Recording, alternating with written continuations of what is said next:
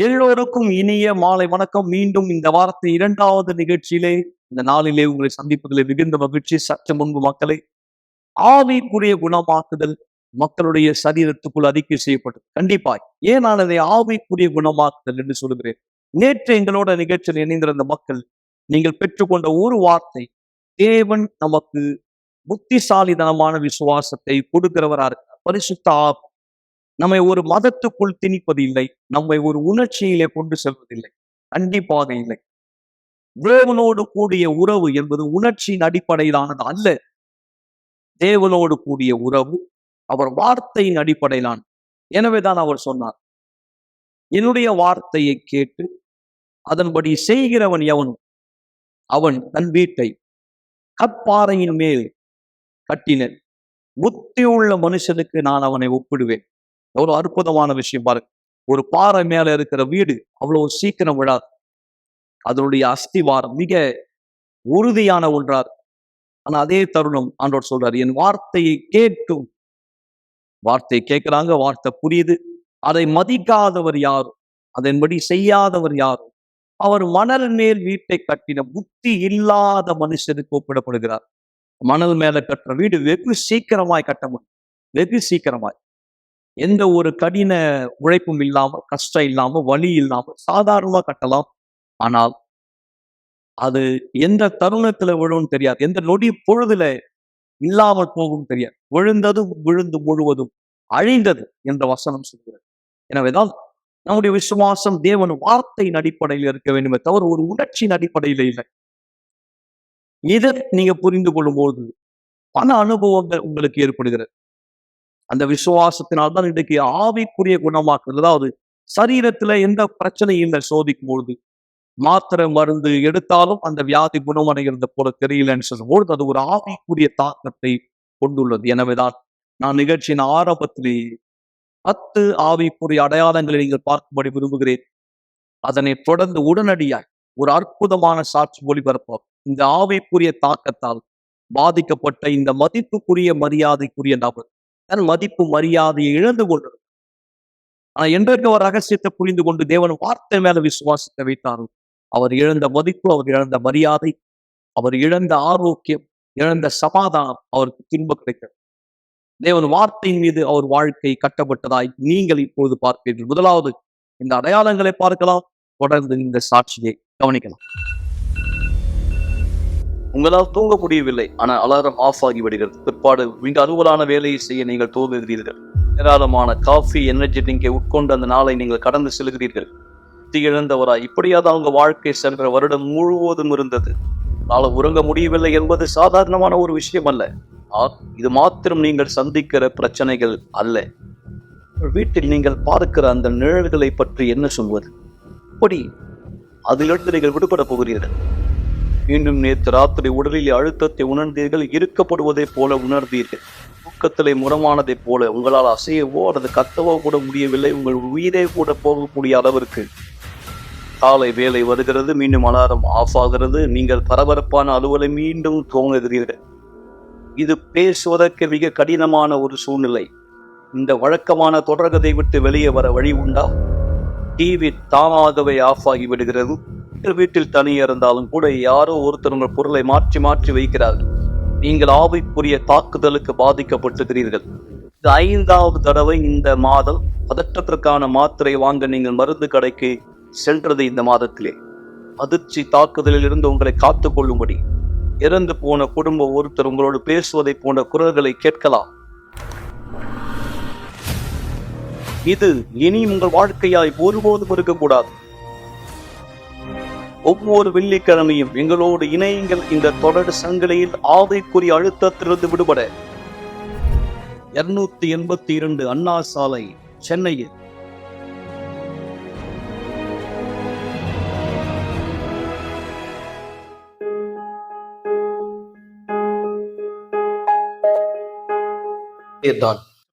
துபோ கோவில் இருக்கிறேன்.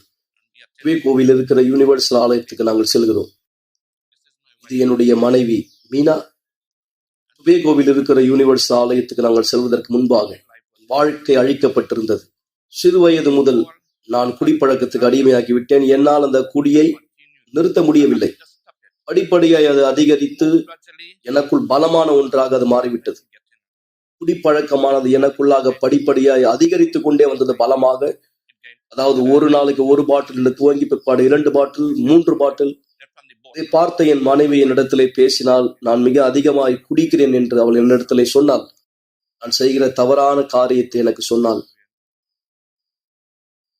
இதற்குள்ளாக அநேக வாக்குவாதங்கள் ஏற்பட்டு அந்த வாக்குவாதம் கை கலப்பாய் மாறியது. கத்தியினால் அவளை காயப்படுத்திருக்கிறேன். பல தடவை நான் அவரை கொல்ல நினைத்திருக்கிறேன், முயற்சித்திருக்கிறேன். சில நேரத்தில் அவளும் கத்தி அல்லது ஏதாவது ஒரு பொருளை எடுத்துக்கொள்வாள். அவளை தற்காத்துக் கொள்ள என்னை திரும்ப அடிக்கும்படி. நாங்க யூனிவர்சல் ஆலயத்துக்கு வரதுக்கு முன்னாடி என் கணவருடைய கெட்ட பழக்கத்தின் காரணமா நான் குடிப்பேன், ரொம்ப தவறா நடந்துப்பேன். என் முழு வாழ்க்கையும் மோசமான நிலைமையில இருந்தது.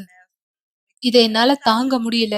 நான் ஒரு சமாதானமான வாழ்க்கை வாழ விரும்பினேன், ஆனா அது நடக்கல. எனக்கு விசுவாசம் இருந்தது. நான் எல்லா நாளும் ஜபிச்சேன். இவர் மாறணுங்கிறதுக்காக ஜபிச்சேன். எனக்கு நாட்கள் செல்ல செல்ல இது நடக்குமா இல்ல நடக்காதா, இது போகுமா போவாதான்னு தோண ஆரம்பிச்சிடுச்சு. கெட்ட பழக்கம் மிக மோசமானது. நான் கடன் வாங்கி குடிக்கிற அளவுக்கு சென்று விட்டேன். மேலும் மேலும் மேலும் அநேக இடத்திலே கடன் வாங்க நான் தீர்மானித்தேன். கடன் வாங்கினேன், ஆனால் என்னால் அந்த கடனை திரும்ப செலுத்த முடியவில்லை. கடன்காரர் மத்தியில் எனக்கும் பிரச்சனை ஏற்பட்டது. பல நேரத்தில் அவர்கள் இவன் உயிரோடு இருக்கக்கூடாது, என்னை கொண்டு விடலாம் என்று கூட அவர்கள் திட்டம் தீட்டுகிறார்கள். காரணம், நான் கடனாய் வாங்கிய பணத்தை என்னால் அவர்களுக்கு திரும்ப செலுத்த முடியாத காரணத்தினால. வீட்டு முதலாளி என்னை என் வீட்டை காலி செய்யும்படியாய் ஒரு தரம் கூறினார். முன்பு நான் 10,000, 20,000, 30,000 டாலர் வரை கொடுப்பேன். ஆனால் இப்போது என்னால் $1,000 கூட கொடுக்க முடியவில்லை. வீட்டு முதலாளிக்கும் எனக்கும் மத்தியில ஒரு வாக்குவாதம் உண்டாயிற்று. அவர் என்னை வெளியே தள்ளி நோட்டீஸ் கொடுத்தார். அவர் சொன்னார், நீ எல்லாவற்றையும் எடுத்துக்கொண்டு காலி செய்ய வேண்டும், இனி நீங்க இருக்கக்கூடாது. என் நிலைமை இன்னும் மோசமானது. நான் இன்னும் மேலும் மேலும் குடிக்க ஆரம்பித்தேன். நான் குடித்து காலை எழுந்திருக்கும் பொழுது எல்லாம் ஒழுங்காகும் நினைத்தானால் எல்லாம் மோசமாகியது. நான் குடிக்கும் பொழுது பிரச்சனையை மறப்பேன், எனக்கு மிக நன்றாக இருக்கும். ஆனால் அந்த போதை இறங்கின பிற்பாடு மீண்டும் என் பிரச்சனைகள் பெரிதாகும். திரும்ப குடிப்பேன், நாள் முழுவதும் குடிப்பேன். பிரச்சனைகள் குறைவதைப் போல நான் நினைத்துக் கொள்வேன். ஆனால் அந்த போதை தெரிந்து எழுந்த உடனே மேலும் மேலும் மேலும் பிரச்சனை அதிகமாகிக் கொண்டே வந்தது. ஒரு நாள் என்னுடைய வேலை ஸ்தலத்திலே என்னுடைய நண்பர் ஒருத்தர் என் வேலை ஸ்தலத்திலே என்னோடு பேசிக் கொண்டிருந்தார். அவர் என்னிடத்திலே சொன்னார், நான் யூனிவர்சல் ஆலயத்துக்கு சென்று கொண்டிருக்கிறேன். அந்த நேரம் நான் குடித்துக் கொண்டிருந்தேன். என் கையில ஒரு பியர் இருந்தது, என் கையில சிகரெட் இருந்தது. ஆனாலும் அவர் சொல்வதை நான் கேட்டுக் கொண்டிருந்தேன். காரணம், நான் மிகவும் அதிர்ச்சியா இருந்தேன். அவர் ஆலயத்துக்கு சென்று கொண்டிருக்கிறார் என்று கேள்விப்பட்டவுடன் நான் அதிர்ச்சியானேன். அவருடைய பிரச்சனையும் என்னுடைய பிரச்சனையை போல்தான். ஏனென்றால் நாங்க இருவருமே நண்பர்கள். அன்றைக்கு வெள்ளிக்கிழமை, எனக்கு தெரியாது அது விடுதலையின் நாள் என்று. ஏனென்றால் யூனிவர்சல் ஆலயத்தில் வெள்ளிக்கிழமை விடுதலையின் நாள். நான் ஒருபோதும் யூனிவர்சல் ஆலயத்துக்கு முன்பு சென்றதில்லை. நான் 7 மணிக்கு கூட்டம் தொடங்குவதற்கு முன்பாகவே ஆலயத்துக்குள்ளே சென்று விட்டேன். ஆனால் நான் முழு போதையா இருந்தேன். அதுதான் நான் யூனிவர்சல் ஆலயத்துக்கு முதலாவது செல்வது. நான் சென்று அங்கே அமர்ந்தேன். நான் ஆலயத்துக்குள்ளே சென்று உட்கார்ந்த சமயம் போதகர் கேட்டார், நீங்க முதல் தடவை ஆலயத்துக்கு வரீங்களா? நான் இதுவரைக்கும் ஆலயத்துக்கு போனதே இல்லை. நான் சொன்னேன், ஆமா. அவர் கேட்டார், நீங்க குடிச்சிருக்கீங்களா? நான் சொன்னேன், நான் குடிச்சிருக்கேன். நீங்க சிகரெட் பிடிச்சிருக்கீங்க? நான் சொன்னேன், நான் சிகரெட் பிடிச்சிருக்கேன். ஏன்னா என்னால எதையும் மறைக்க முடியாது. நான் என்னெல்லாம் செய்தனும் எல்லாமே வெளிப்படையா தெரியுது. ஒரு நாள் ஏறத்தாழ ஒரு 1.5 வாரத்துக்கு பிற்பாடு எனக்குள்ளாக ஒரு எண்ணம் தோன்றியது, இது போதும், நிறுத்து. நான் உடனே தேவனிடத்துல ஜெபித்தேன். தேவனே, நான் சொன்னேன், தேவனே போதும், இனிமேல் இது போதும். நான் அப்படியாக ஜெபித்தேன். ஆண்டவராக இயேசுவே, எனக்கு சரியாக என்ன செய்ய வேண்டும் என்று தெரியவில்லை. நான் பெரும் குழப்பத்தில் இருக்கிறேன். நான் ஆலயத்துக்கு சென்று கொண்டிருக்கிறேன், ஆனால் நான் தொடர்ந்து குடித்துக் கொண்டிருக்கிறேன், தொடர்ந்து புகைப்பிடித்துக் கொண்டிருக்கிறேன். என் வாழ்க்கையில் எந்த மாற்றமும் இல்லை. நான் சொன்னேன், ஆண்டவராக இயேசுவே, என்னுடைய வாழ்க்கையில எனக்கு ஒரு மாற்றம் தேவை. நான் ஆண்டவரிடத்திலே ஜெபித்தேன். ஆண்டவரிடத்துல நான் பேச ஆரம்பித்தேன். நான் இங்கே இவ்விடத்திலே பேசுவதை போல நான் தேவனிடத்திலே பேசிக் கொண்டிருந்தேன். நான் சொன்னேன், தேவனின் வாழ்க்கையில் ஒரு மாற்றம் தேவை.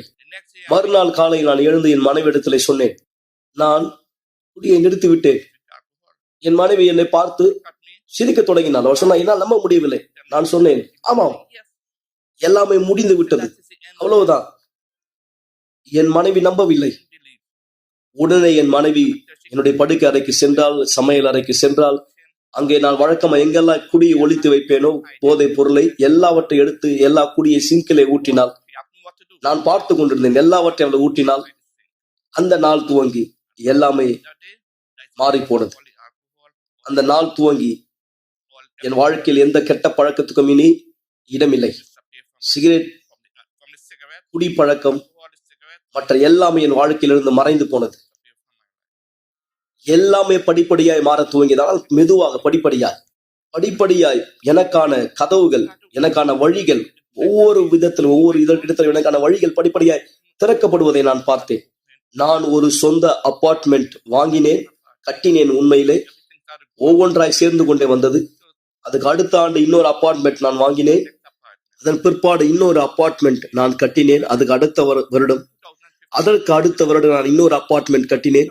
அதுக்கு அடுத்த வருடம் எல்லாவற்றையும் முழுமையாக்கக்கூடிய ஒரு திட்டத்தை உருவாக்கினேன். ஒரு ப்ராஜெக்ட். மேற்கூரை போடப்பட்டது, முற்றம் வேலி அடைக்கப்பட்டது. நீங்கள் பார்ப்பதை போல என் திட்டத்தின்படி எல்லாமே உருவாக்கப்பட்டது. தேவனுக்கு நன்றி, எல்லாமே முழுமையடைந்தது. யாருக்கு நாங்கள் எந்த பணமும் கொடுக்க வேண்டியதில்லை.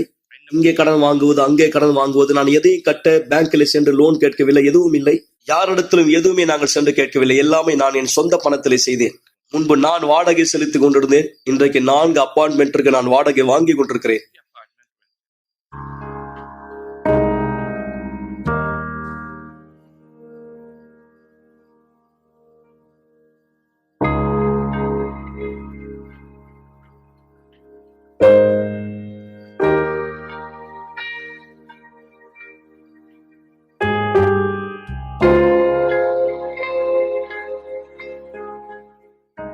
இன்னைக்கு நான் தேவனுக்கு நன்றி செலுத்துறேன்.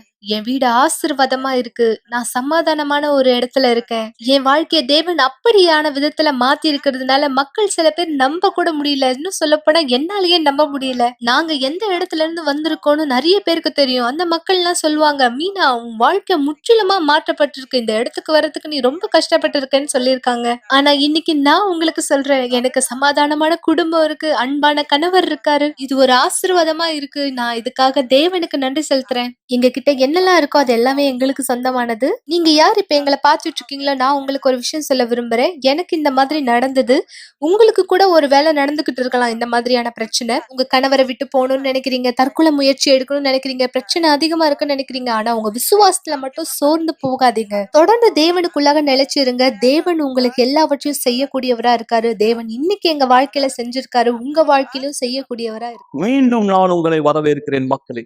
எவ்வளவு அற்புதமான ஒரு சாட்சி! தேவனுடைய வல்லமை, தேவனுடைய வார்த்தை ஒருத்தருடைய வாழ்க்கை எப்படி கட்ட முடியும் என்பதற்கான ஒரு ஆதாரம். நண்பர்களே, நீங்க யார் நினைச்சிட்டு இருக்கீங்களோ, என்னுடைய நேரம் சரியில்லை, என்னுடைய தலை எழுத்து நான் இப்படிதான் வாழணும், எவ்வளவு தடவை நான் எவ்வளவு முயற்சி எடுத்துட்டேன் என் வாழ்க்கை மாறத்துக்கு, ஆனால் எந்த முயற்சியிலுமே எனக்கு பலன் இல்லை, நான் எங்கெங்கயோ போறேன், எனக்கு எதுவும் நடக்கல. சரியாய் உங்களோடு தான் நான் பேசி கொண்டிருக்கிறேன். இப்போது உங்கள் உள்ளத்துல ஏற்பட்டது ஒரு உணர்ச்சி. நீங்க ஒருவேளை சொல்லலாம், இல்ல நான் முயற்சி எடுத்தது நிஜம், நான் அதற்காக சென்றது நிஜம். ஆனால் புரிந்து கொள்ளுங்க, எது மனுஷ ரீதியா முடியலையோ அதுதான் தேவன் செய்யக்கூடியது. யாராலையும் ஒருவேளை முடியல, ஆனால் தேவனால் முடியும். இந்த நம்பிக்கை தான் உங்களுக்குள்ள இப்போது குறையா இருக்கிறது நண்பர்கள். இந்த நம்பிக்கை மட்டும்தான் உங்களுக்கு குறையா இருக்கிறது. இது உங்களுடைய தலை விதியோ அல்லது தலை எழுத்தோ அல்ல. தேவன் வல்லமை உங்கள் வாழ்க்கையில் வெளிப்படும் பொருட்டு இந்த சூழ்நிலையிலே நீங்கள் இருக்கிறீர்கள். அவர் இந்த சூழ்நிலையை கொடுக்கவில்லை. கண்டிப்பாய் இந்த கஷ்டத்துக்கோ, இந்த வியாதிக்கோ, இந்த அவமானத்துக்கோ, பரிதவிப்பிற்கோ அவர் காரணம் அல்ல. நீங்க அதை உள்ளத்திலே உறுதியாய் ஆழ பதித்துக் கொள்ள வேண்டும். அவர் உங்களுக்கு இந்த சூழ்நிலையை கொடுக்கவில்லை. ஆனால் இந்த சூழ்நிலை நீங்கள் சோர்ந்து போகும்படியோ, பின்வாங்கும்படியோ, தவறான ஒரு மனநிலைக்கு செல்லும்படியோ அல்ல. அவர் வார்த்தையை நீங்கள் நம்பும்படி, அவர் வார்த்தையின் மீது உங்கள் நம்பிக்கையை வைக்கும்படி. ஒருவேளை உங்க வாழ்க்கை முழுவதும் விழுந்த ஒரு நிலையில இருக்கலாம். ஏன்னா அது மண்ணு மேல கட்டப்பட்டிருந்தது. தெரிந்தோ தெரியாமலேயோ நீங்கள் அடிப்படையாய் வைத்து வந்த அந்த நம்பிக்கை, நீங்க உங்க வாழ்க்கையை உருவாக்க விரும்பின முயற்சி விதம் ஒருவேளை தவறுதலா இருந்திருக்கலாம், தவறாய் போயிருக்கலாம்.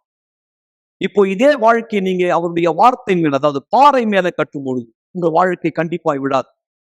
உங்களோட சூழ்நிலை கண்டிப்பா இதே போல இருக்கா? நீங்க சோதித்து பார்க்கலாம் மக்களே, சோதித்து பாருங்க. இந்த சாட்சியை கேட்கிற நீங்க அடுத்த சாட்சியா மாற முடியாது. யோசித்து பாருங்க, என்ன வித்தியாசம்? எந்த வித்தியாசம்? பாஷை ஒருவேளை, இடம் ஒருவேளை வித்தியாசமா இருக்கலாம், வாழ்க்கை பின்னணி ஒருவேளை வித்தியாசமா இருக்கலாம், ஆனால் வார்த்தை ஒன்றுதான். இவர்களுக்கு சொல்லப்பட்ட அதே வார்த்தை தான் திரை வழியாய் உங்களுக்கு இந்த நேரத்தில் நான் சொல்லிக் கொண்டிருக்கிறேன். இவர்கள் கேட்ட அதே வார்த்தையை நீங்கள் கேட்கிறீர்கள். இவர் வாழ்க்கை மாறியது போல, இவர்கள் வாழ்க்கை மாறியது போல ஏன் உங்கள் வாழ்க்கை மாற முடியாது?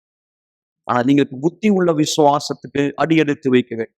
உங்களுடைய இந்த சூழ்நிலை தேவனிடத்துல வைக்கும்போது, கொண்டு வரும்போது, அவர் ஆலோசனை ஏற்று நீங்கள் கடைபிடிக்கும் போது உங்கள் வாழ்க்கை பாறையின் மேல் கட்டப்பட்ட ஒரு வீடா இருப்பதை நீங்கள் பார்ப்பீர்கள்.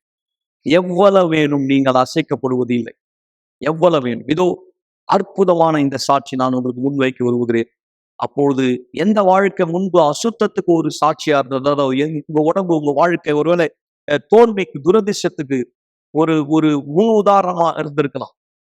ஆனால் இந்த வாழ்க்கையை நீங்க ஆண்டவர் வார்த்தை மேல வைக்கும் போது அருமையான ஒரு வீடாய் உங்கள் வாழ்க்கை கட்டப்படுகிறது. இதோ சாட்சியை கூர்ந்து கவனிகள் மக்கள். என் பேரு ஜெயமதி. என்னுடைய வயசு 33. முன்பாக என்னுடைய வாழ்க்கை முற்றிலுமா அழிக்கப்பட்டதா இருந்தது. செய்வின பிரச்சனை, பயம், தாழ்வு மனப்பான்மை, தற்கொலை எண்ணம், எதை செஞ்சாலும் தோல்வி மனப்பான்மை, எதிலுமே என்னால வெற்றியை பார்க்க முடியாது. ஏன்னா என்னுடைய சிந்தனையில தோல்வியானது இருந்தது. எனக்கு ராத்திரியில தூக்கம் வராத பிரச்சனைகள் மிகவும் அதிகமா இருந்தது. என்னுடைய அப்பா செய்வினையினாலதான் இறந்தாரு. அதே செய்வினை என்னையும் எங்க அம்மாவையும் பாதிச்சது. எனக்கு சின்ன வயசுல இருந்தே தூக்கம் வராத பிரச்சனை இருந்தது. இன்னும் சொல்ல போனா நான் நிறைய யோசிப்பேன், எனக்கு மட்டும் ஏன் என் வாழ்க்கையில இவ்வளோ பிரச்சனை நடக்குது, என் வாழ்க்கையில மட்டும் ஏன் இந்த மாதிரியான தோல்விகள் வருது, பயம் வருது, நான் சின்ன குழந்தை தானே, ஏன் என் வாழ்க்கையில இவ்வளோ பாதிப்புகள் இருக்குன்னு நான் யோசிச்சிருக்கேன். அதை நினைச்சு வருத்தப்பட்டிருக்கேன். இந்த பயம் நாளடைவுல என்னுடைய வாலிப வயதுலயும் என்ன பாதிச்சுது. என்னால பள்ளிக்கூடத்துல போக்கஸ் பண்ண முடியல.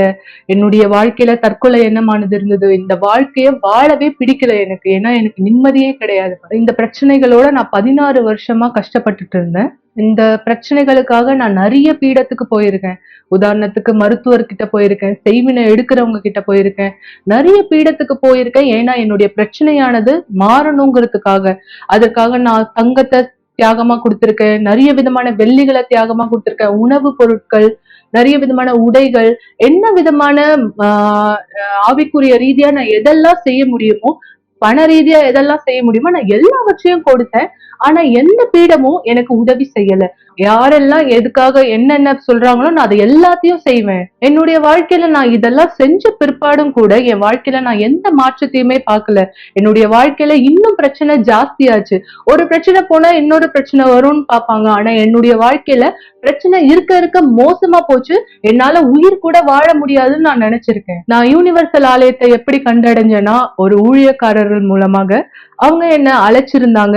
நான் உடனடியா ஆலயத்துக்கு வரல. நான் ரொம்பவும் பிடிவாதம் பிடிச்சேன். ஏன்னா நான் நிறைய இடத்துக்கு போயிருக்கேன். இங்க மட்டும் என்ன நடக்க போகுது அப்படின்னு நான் நினைச்சிருக்கேன். நான் இந்த மாதிரியாக தான் யூனிவர்சல் ஆலயத்துக்கு மிகவும் நிறைய பிரச்சனைகளோட வந்தேன். ஆமா, நான் ஆலயத்துக்கு வரும்பொழுது எனக்கு எதுவுமே புரியாது, எனக்கு எதுவும் தெரியாது. ஏன்னா நான் நிறைய இடத்துக்கு போனதுனால ஆலயமும் யூனிவர்சல் ஆலயமும் அதே மாதிரிதான் இருக்கும்னு நான் நினைச்சு வந்தேன். ஆனா நான் இங்க வந்த பிற்பாடு விசுவாசின் வார்த்தையை ஏத்துக்கிட்டேன். அதன் பிற்பாடு நான் என்னுடைய சொந்த ஜபத்தை செஞ்சேன். நான் தேவன் இடத்துல சொன்னேன், தேவனே நீங்க உயிரோட இருக்கீங்கன்னா எனக்கு இந்த பிரச்சனைல இருந்து விடுதலை கொடுங்க. நான் செஞ்ச முதல் ஜபம் என்னுடைய தூக்க வராத பிரச்சனையில இருந்து விடுதலை ஆகணும். ஏன்னா நான் பல பீடத்துக்கு போய் நான் எந்த விதமான பதிலையும் பார்க்கல. இப்ப நான் இந்த பீடத்துக்கு வந்திருக்கேன். உண்மையாகவே தேவன் இந்த இடத்துல இருந்தா தேவன் எனக்கு பதில் கொடுக்கணும்னு நான் நினைச்சேன். நான் அன்னைக்கு செஞ்ச ஜபத்துல நான் விடுதலைய பார்த்தேன். தூக்க வராத பிரச்சனையில இருந்து நான் விடுதலைய பார்த்தேன். அன்னையில இருந்து இன்னைக்கு வரைக்கும் நான் நல்லபடியா உறங்குறேன். எனக்கு எந்த பிரச்சனையும் கிடையாது. நான் வரும்பொழுது எனக்கு பயமானது இருக்கும். எப்படி சொல்றது அந்த பயம்? என்னால வீட்டுல தனியா இருக்க முடியாது, அந்த அளவு பயமானது இருக்கும். ஆனா நான் ஒவ்வொரு வெள்ளிக்கிழமை தொடர் சங்கிலி ஜபத்துல செய்வினையில இருந்து, என்னுடைய வாழ்க்கையின் சாபத்திலிருந்து, பயத்துல இருந்து நான் விடுதலைய பார்த்தேன். அதன் பிற்பாடு நான் ஆலயத்துக்கு உண்மைத்தன்மையா இருக்கணும். நான் தஸ்ம பாகத்தை பத்தி தெரிஞ்சுக்கிட்டேன். எப்படி நாம உண்மையா இருக்கணுங்கிறத கத்துக்கிட்டேன். அதன் பிரகாரம் நான் புதன்கிழமை, வெள்ளிக்கிழமை, ஞாயிற்றுக்கிழமை தொடர் சங்கிலி ஜபம் செஞ்சேன். என்னுடைய வாழ்க்கையில, என்னுடைய ஆவிக்குரிய வாழ்க்கையில நான் மாற்றங்களை பார்க்க ஆரம்பிச்சேன். ஆனா அது மட்டும் போதாதுன்னு நான் தொடர்ந்து ஆலயத்துக்கு வர ஆரம்பிக்கும் போது இஸ்ரவேல் சிறப்பு நிகழ்ச்சியானது வந்தது. அந்த இஸ்ரவேல் சிறப்பு நிகழ்ச்சியில எல்லாமே இல்லைன்னா எதுவும் இல்லைன்னு சொன்னாங்க. எனக்கு அப்ப புரியல. எல்லாமே இல்லைன்னா எதுவும் இல்லைன்னா என்ன சொல்றாங்க அப்படின்னு நான் யோசிச்சேன். ஆனா நான் அந்த இஸ்ரவேல் சிறப்பு நிகழ்ச்சிய கூர்ந்து கவனிச்சேன் என்ன பண்ணணும் அப்படின்னு. யாரும் என்கிட்ட சொல்லல. ஆனா நானும் என்னுடைய தாயாரும் தீர்மானிச்சோம், எங்க வாழ்க்கையில இருக்கிற செய்வின பிரச்சனை வெளியே வரணும்னா நான் பல பீடத்துக்கு போய் பல விதமான தியாகத்தை செஞ்சிருக்கேன். ஆனா இன்னைக்கு உண்மையான தேவன் என்னை விடுதலையாக்கணும்னா என்னுடைய தியாகத்தை நான் செய்யணும்னு நினைச்சேன். அதனால எங்க வீட்டுல இருக்கிற எல்லா பொருளையும் எடுத்தோம். எங்க கிட்ட இருக்கிற உடை, 2 தட்டு, அது மட்டும்தான் வச்சிருந்தோம் வீட்டுல. மத்தபடி எங்க கிட்ட இருந்த TV, fridge, sofa, bank balance, என்னென்னலாம் இருக்கோ, பைக், எல்லாத்தையும் எடுத்தோம், வித்தோம், பீடத்தின் மீது வச்சோம். இது வரைக்கும் எங்களால எந்த தேவனும் எந்த ஒரு பீடமும் எங்களை காப்பாத்த முடியல. ஆனா நாங்க உயிருள்ள தேவனுடைய பீடத்தின் மீதாக தியாகத்தை செஞ்ச பொழுது செய்வினையிலிருந்து முற்றிலுமா விடுதலையை பார்த்தோம். உயிருள்ள தேவன் எங்களை இந்த இடத்துல விடுதலையாக்கியிருக்காரு. முற்றிலுமா விடுதலையாக்கப்பட்டிருக்கு. இன்னைக்கு என்னுடைய வாழ்க்கை முற்றிலுமா முழுமையாக விடுதலையாக்கப்பட்டு நானே ஒரு ஆசீர்வாதமா இருக்கேன். தேவன் என்னுடைய வாழ்க்கையில மாபெரும் காரியங்களை செஞ்சவரா இருக்காரு, இன்னைக்கும் செய்யறவரா இருக்காரு. என்னுடைய வாழ்க்கையில திருமணமே நடக்காதுன்னு நினைச்சிருந்தேன் நானு. ஆனா இன்னைக்கு நான் ஆசீர்வதிக்கப்பட்ட திருமணத்தை பெற்றிருக்கேன், சமாதானத்தை பெற்றிருக்கேன். அதுக்கும் மேலாக அவருடைய ஆவியானது எனக்குள்ளாக இருக்கிறது. இந்த ஆவியானவர் என் கூட இருக்கிற காரணத்தினால எல்லாவற்றையும் ஜெயிக்க முடியும். இனிமேலும் எனக்கு அந்த பயம் கிடையாது, பலவீனம் கிடையாது, தற்கொலை எண்ணம் கிடையாது, செய்வின பிரச்சனை கிடையாது, சாவம் என் வாழ்க்கையில இல்ல. தேவன் என்னை முற்றிலுமா விடுதலையாக்கியிருக்காரு, என்னை ஆசீர்வாதமா மாத்திருக்கு. பல பேர் அதே தான் செய்யறாங்க, நான் செஞ்ச தவறதான் செய்யறாங்க. எல்லாமே ஒண்ணுன்னு நினைக்கிறாங்க, எல்லா பீடத்திலையும் பதில் கிடைக்கும்னு நினைச்சு மக்கள் அந்த இடத்துக்கு போறாங்க. ஆனா நீங்க யார் என்னுடைய சாட்சியை கேட்டுட்டு இருக்கீங்களோ இன்னைக்கு நீங்க தீர்மானிங்க. என்னுடைய வாழ்க்கையில நான் பல பீடத்தை போய் பார்த்திருக்கேன், ஆனா நான் பதில் பார்க்கல. ஆனா என்னைக்கு நான் உண்மையான பீடத்தை பார்த்தேனோ தேவன் எனக்கு அந்த பீடத்திலிருந்து பதில் கொடுக்கிறவரா இருக்காரு. இன்னைக்கு என்னுடைய வாழ்க்கை ஆசீர்வாதமா இருக்கிறது போல நீங்க யாரு தேவனுடைய வார்த்தைய கீழ்ப்படிஞ்சு உண்மையான பீடத்துல தியாகம் செய்ய தயாரா இருக்கீங்களோ தேவன் உங்களையும் ஆசீர்வதிக்கிறவரா இருக்காரு. இன்னைக்கு என் வாழ்க்கை எப்படி மாற்றி இருக்கோ அதே மாதிரி உங்களுடைய வாழ்க்கையும் மாறும். இந்த அனுபவத்தை நீங்களும் பெற்றுக்கொள்றவளா இருப்பீங்க. இந்த நேரம் நாம் நிகழ்ச்சியின் இறுதிக்கு வந்திருக்கிறோம். இன்னும் ஒரு சாட்சி நான் உங்களுக்காய் சொல்ல வேண்டியிருக்கிறது. பரிசுத்த ஆவி ஒருத்தர் வாழ்க்கைக்குள் வரும்போது உள்ளும் புறமும் அந்த மாற்றம் சாத்தியமாக. நாளை நாம் செய்யக்கூடிய ஜெபம் இதற்காக தான். விசேஷமான புதன்கிழமை வேதாகம பாடம், பரிசுத்த ஆவியினுடைய பொழிந்தருளப்படுதலுக்கான விசேஷமான கூட்டம். நான் உங்களை வரவேற்கிறேன். குறிப்பாக யார் உங்க வாழ்க்கை இனி மாற வாய்ப்பே இல்லைன்னு யோசிச்சுட்டு இருக்கீங்களோ, வாழ்க்கை முடிந்து போனதா யார் நினைக்கிறீங்களோ, இந்த வாழ்க்கையை ஆண்டவரிடத்துல கொண்டு வாருங்கள். இதோ நீங்க கேட்க போகிற இந்த சாட்சியின் போல, நீ கேட்ட சாட்சி கேட்க போகிற இந்த சாட்சியை போல உங்கள் வாழ்க்கை கண்டிப்பாய் மாறணும். உங்களுக்கு ஒரு ஆலோசனை தேவை, விவரங்கள் தேவை, உடனே வாட்ஸ்அப்ல எங்களுக்கு செய்தி அனுப்புங்கள், தொலைபேசியிலே தொடர்பு கொள்ளுங்கள். ஒரு ஊழியக்காரன் தயாரா இருப்பார் உங்களுக்கு ஆலோசனை கொடுக்க. என் பேரு டெனிசா பெட்ரோ. நான் 3 தடவை தற்கொலைக்கு முயற்சி எடுத்திருக்கேன். 12 வயதுல மன அழுத்தத்துக்கு பாதிப்புள்ளான. நான் தனிமையை உணர்வேன், என்னை யாருக்குமே பிடிக்கலன்னு நினைப்பேன். எனக்குள்ளாக பலவிதமான போராட்டங்களை, பிரச்சனைகளை சந்திச்சுட்டு இருந்தேன். நான் பள்ளிக்கூடத்தை கடந்து போகும்போது, பள்ளிக்கூடத்துக்கு போகும்போது அங்க இருக்கிற பசங்க என்னை கிண்டல் செய்வாங்க, கேலி செய்வாங்க, என் கூட சண்டையிடுவாங்க, பிரச்சனை ஏற்படுத்துவாங்க, என்னை எப்பொழுதும் கேலி செய்வாங்க. இதெல்லாம் பார்க்கும்போது எனக்கு ரொம்ப கஷ்டமா இருக்கும். நான் வீட்டுக்கு வந்த பிற்பாடு ரொம்பவும் அழுவேன். நான் வீட்டுக்குள்ள என்ன பூட்டி வச்சுப்பேன்.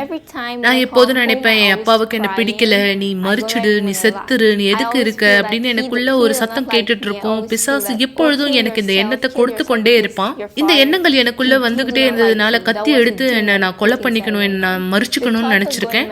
அதனால 3 தடவை நான் கத்தி எடுத்து அதுக்காக முயற்சியும் எடுத்திருக்கேன். நான் எப்பொழுதும் சோகமா இருப்பேன், எப்பொழுதும் கஷ்டத்தை உணர்ந்து கொண்டிருப்பேன், இறந்துடணும்னு எனக்குள்ள தோணிக்கிட்டே இருக்கும். ஆனா நான் எப்போ ஒரு வித்தியாசமான விஷயத்தை செய்ய ஆரம்பிச்சேனோ தேவன் என் இடத்துல சொன்னார், இல்ல உனக்கான ஒரு திட்டம் தேவன் வைத்திருக்காருன்னு. என்னுடைய சகோதரி என்னை விவைஜிக்கு கூப்பிட்டு இருந்தாங்க. நான் விவைஜிக்கு வரும்பொழுது இங்க எனக்கு உதவி செய்ய நபர்கள் இருக்காங்கிறத பார்த்தேன். பள்ளிக்கூடத்துல இருந்த மாதிரி கிடையாது. விவைஜில எனக்கு எப்பொழுதும் என் மேல அக்கறையை செலுத்துறவங்க, உதவி செய்யறவங்க, என்னை அக்கறையா பாத்துக்கிறவங்க, அன்பு செய்யறவங்களா நான் பார்த்தேன். நான் தண்ணீர்ல ஞானஸ்தானம் பெற்றுக்கொண்ட பிற்பாடு பரிசுத்த ஆவியானவரை குறித்து அதிகமா தெரிந்து கொண்டேன். பரிசுத்த ஆவியானவர் மட்டும்தான் சந்தோஷம், சமாதானம், இச்சை அடக்கம் எல்லாவற்றையும் தரக்கூடியவரா இருக்காரு.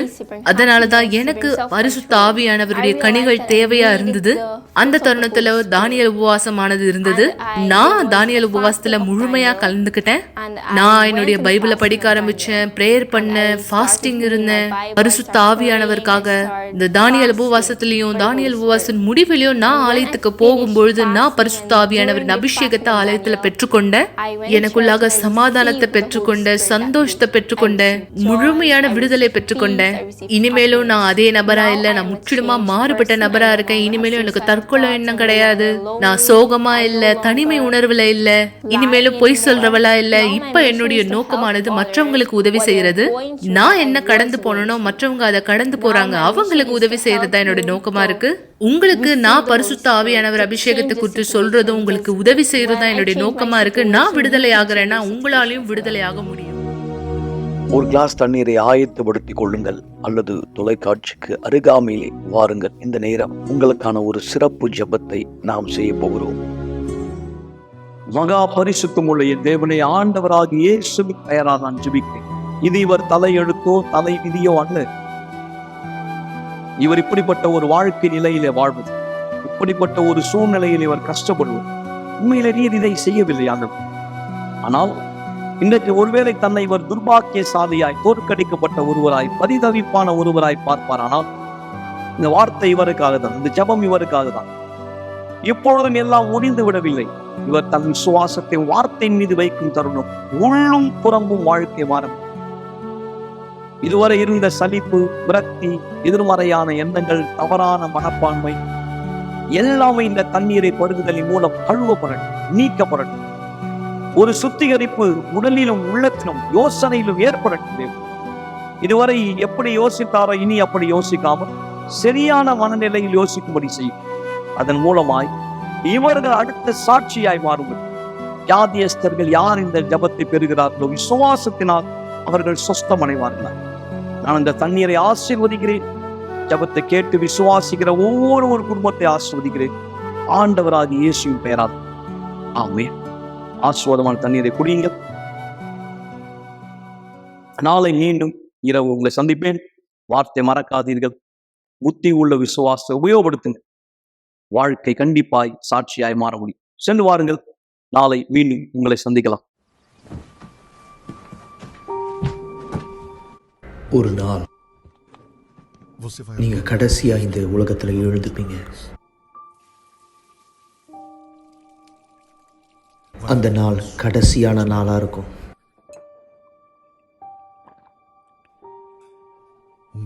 கடைசியா ஒரு முறை நீங்க காலை உணவை சாப்பிடுவீங்க.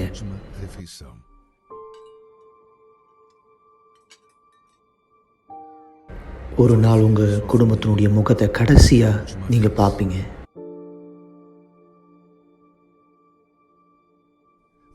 உங்களுடைய கடைசியான வார்த்தையை சொல்லுவீங்க. உங்களுடைய கண்கள் கடைசியா ஒரு முறை சிமிட்டும்.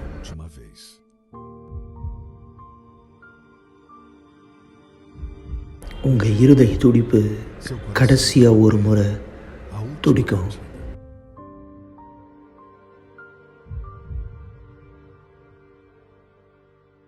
நீங்க கடைசியா ஒரு முறை மூச்சை இழுத்து விடுவீங்க.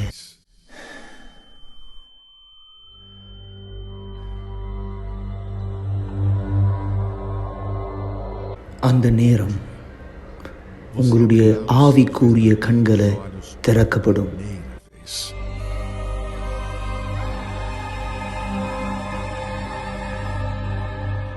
அந்த நேரத்தில் நீங்க புரிஞ்சுப்பீங்க எந்த அளவுக்கு உங்களுடைய ஆத்மா உண்மையானது அப்படின்னு.